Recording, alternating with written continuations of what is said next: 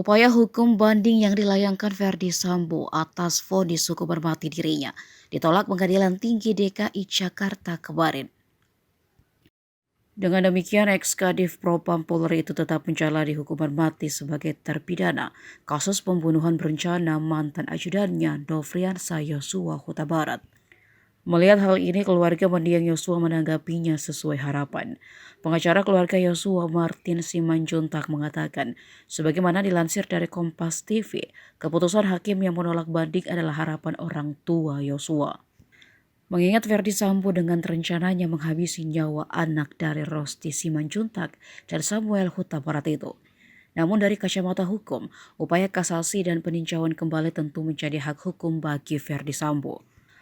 Tapi vonis untuk Putri Chandrawati yakni 20 tahun penjara, Ricky Rizal 8 tahun dan Kuat Maruf 15 tahun. Menurut Martin agar tak diturunkan lagi.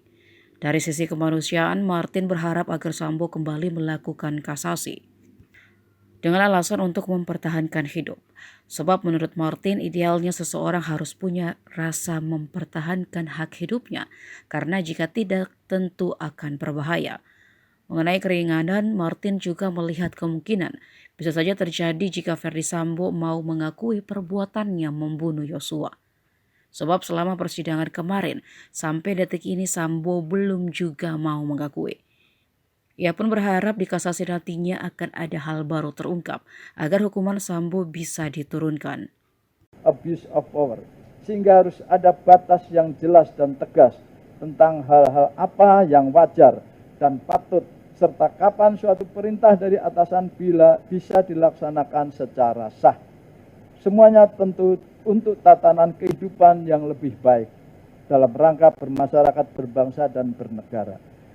Menimbang bahwa karena terdakwa berada dalam tahanan dan tidak ada alasan yang cukup untuk mengeluarkan terdakwa dari tahanan, maka berdasarkan ketentuan pasal 242 Kitab Undang-Undang Hukum Acara Pidana, terdakwa harus ditetapkan untuk tetap berada dalam tahanan.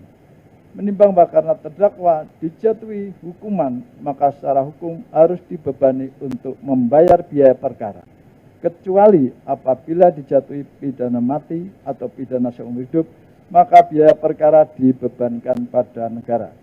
Mengingat pasal 340 KUH Pidana, yaitu pasal 55 ayat 1 ke 1 KUH Pidana, dan pasal 49 yaitu pasal 43 Undang-Undang Nomor 19 Tahun 2016 tentang perubahan atas Undang-Undang Nomor 11 Tahun 2008 tentang informasi dan transaksi elektronik, yaitu pasal 55 ayat 1 ke 1 KUHP, Undang-Undang Nomor 8 Tahun 1981 tentang Kitab Undang-Undang Hukum Acara Pidana, serta peraturan hukum yang bersangkutan.